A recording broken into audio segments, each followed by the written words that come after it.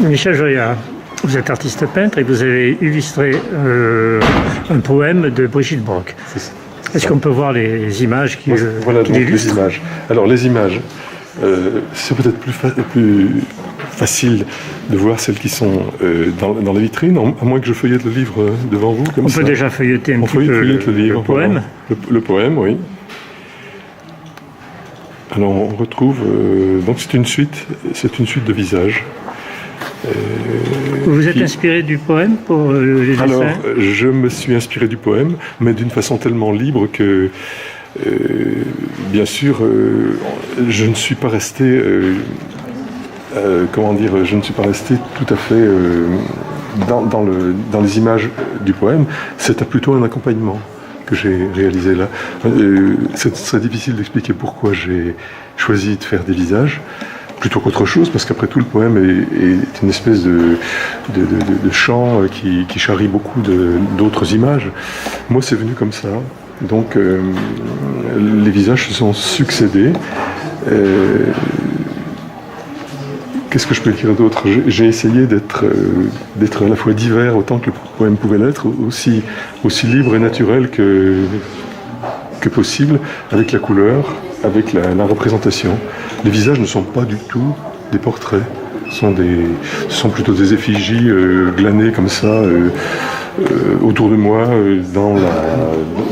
à partir de journaux, à partir de choses tout à fait fortuites qui étaient autour de moi, et ça, peu à peu, ça a composé cette suite de 10 planches. C'est une peinture sur papier. Ce ne sont pas des peintures directement exécutées sur le papier, elles sont exécutées déjà préalablement sur un support qui peut être du zinc, du cuivre ou du plastique, et ensuite elles sont imprimées.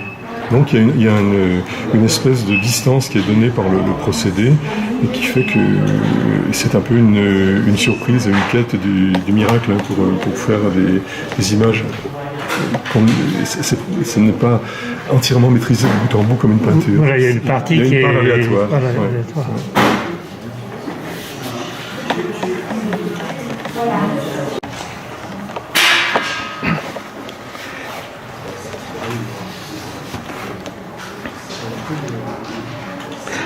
Vous exposez aussi à la médiathèque d'autres gravures. La médiathèque me reçoit là, avec quelques gravures. Donc là, c'est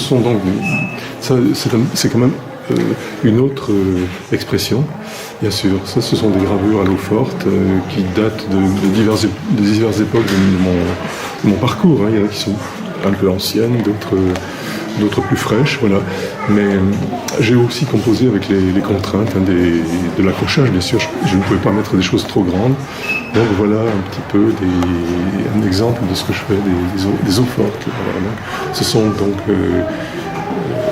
des planches réalisées tant en noir qu'en couleur, avec des représentations personnelles, bien sûr, du monde. Hein.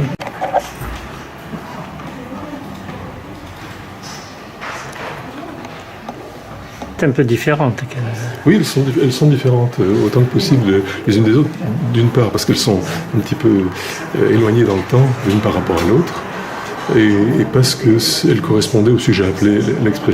J'ai appelé l'exposition humeur d'encre. Elles correspondent à des humeurs différentes aussi, bien sûr. La gravure était quand même un art du raccourci et de l'humeur. Oui, dans ce cas-là, il n'y a pas de couleur. Là, il n'y a pas de couleur. Non. Il y a volontairement une espèce de matière caricaturale qui est obtenue avec des acides et qui donne certains effets qu'on n'obtient qu'avec la gravure. Celle-ci aussi est en noir et blanc. Oui, voilà, du noir et blanc. La gravure est quand même plutôt une expression du noir et blanc. On peut faire de la couleur, c'est très très possible, mais le noir et blanc suffit. Le noir et blanc suffit. Dans la plupart des cas, si on a quelque chose de concis à dire et de rapide.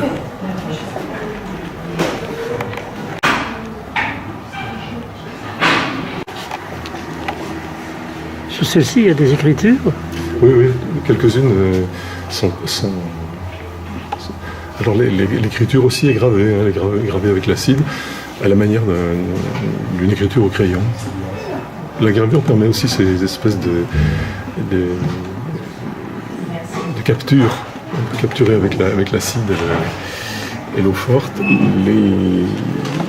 des choses très, très simples comme le crayon, comme des empreintes de doigts, toutes sortes de choses assez fugitives qui se trouvent du coup dures et pérennes dans la matière. Écoutez, je vous remercie pour toutes ces explications. Merci à vous.